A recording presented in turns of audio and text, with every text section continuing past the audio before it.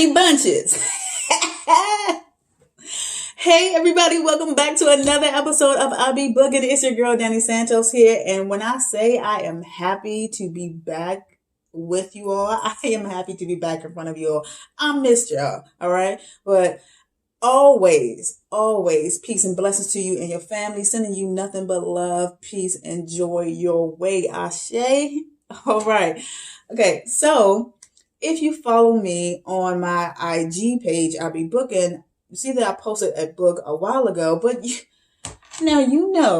should have known that I was not going to leave you hanging. Okay, I cannot do that. I'm not just going to send you, a picture of a book and let that be the end. You got to know my review. All right, you have to know how I feel about this book. All right, and I want you, as always, if what I am saying is resonating with you, or you like what I'm hearing, you like what I'm putting down, okay, well, pick that thing right on up and go and grab the book. Okay. Know thyself is what I posted and what I am discussing today by Naeem Akbar. As you notice, got a little help over here. Big baby is over there on the table somewhere. I actually just, was typing it up. I just wanted to type. I don't know. Just wanted to click, click, click, click, click, click, click, click, click, click. I just wanted to do that. Okay. Anyway, know thyself, ladies and gentlemen. This book is a guide and a very important tool in discovering our destiny, our purpose. And this book is chock full of information. This book I've read many years ago, and it set me up on the path that I am currently on, which is the path of remembrance and the path of self. So the path of self. So I am so in love with this book, and all praise and adoration to Brother Naeem Akbar. So let's get into this book and what it's all about. In the introduction of this book, Akbar discusses knowledge, consciousness, and what we must do to correct miseducation, heal, and what education should actually look like. Education, as we know it today, is just merely the regurgitation of facts. It's the teaching of habits, and it's mechanical, but that is not what true knowledge is.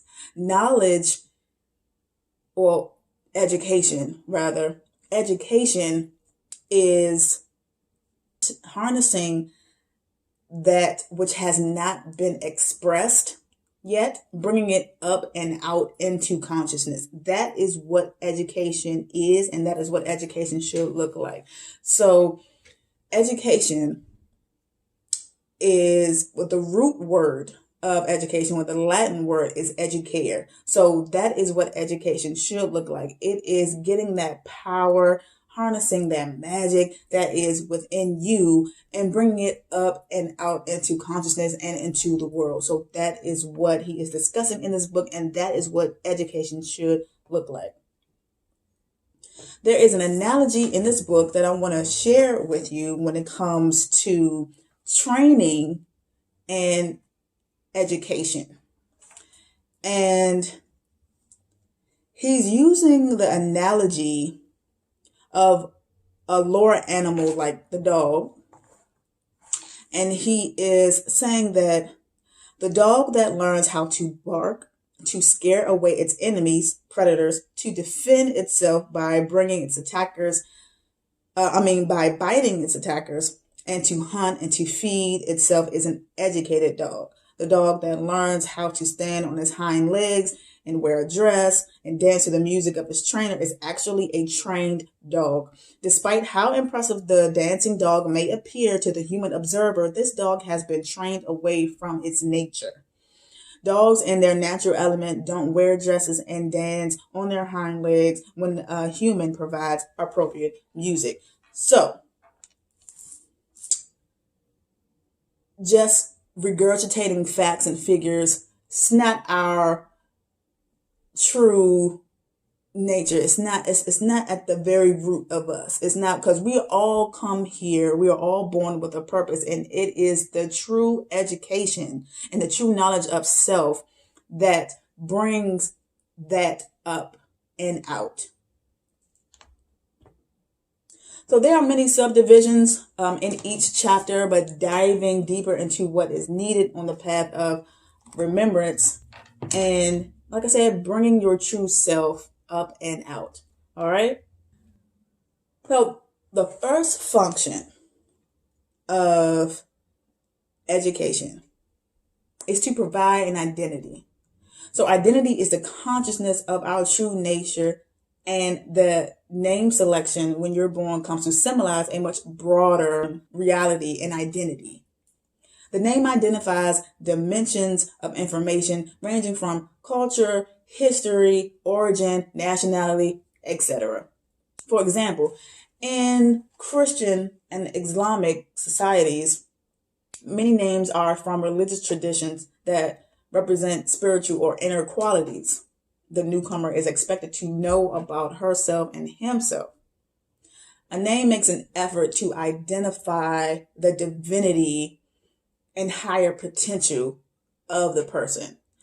So human beings must have a sense of who they are to demand acceptance in this world.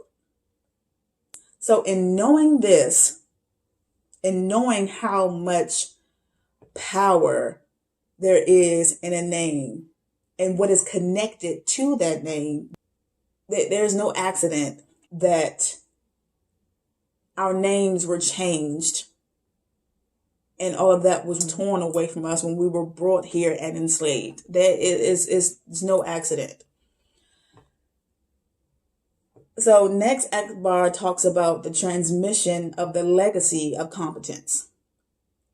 So just as the Europeans teach their children about their lineage, their history, it's instilling in them a sense of pride, accomplishment, to strive to be scientists, seek higher levels of artistic expression, so forth and so on, because they have been shown images and told stories of the people who look like them, letting them know that yes, you can strive to become this. Look at what came before you. So it is imperative that we do the same with our own children, letting them see the images and telling them the stories of the beauty and the genius of those before them, and to have them to carry on that legacy and to do the work that was done before them. So this book is beyond powerful and absolutely necessary. Akbar discusses the definition of self and what that looks like. When discussing the educational system of the African American that won't result in the miseducation, he breaks down the self. So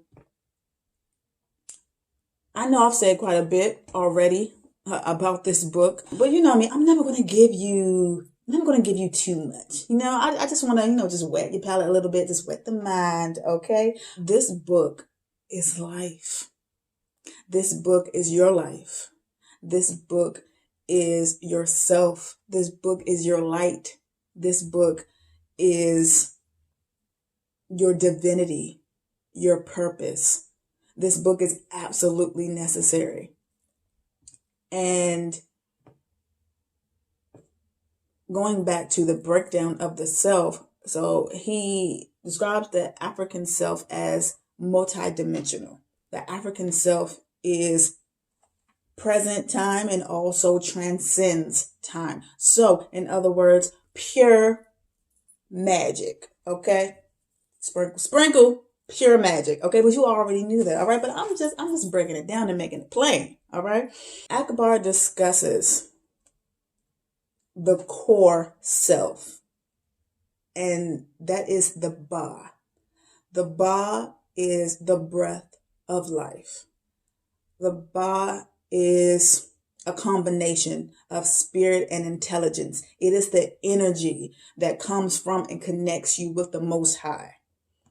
He also talks about the personal self and what that is. The personal self is just a combination or compilation of your life's experiences and all of that, all of what that entails, and aids us on the path of remembrance. Talks about the tribal self, which transcends the individual and connects with others. So it is the ancestral component.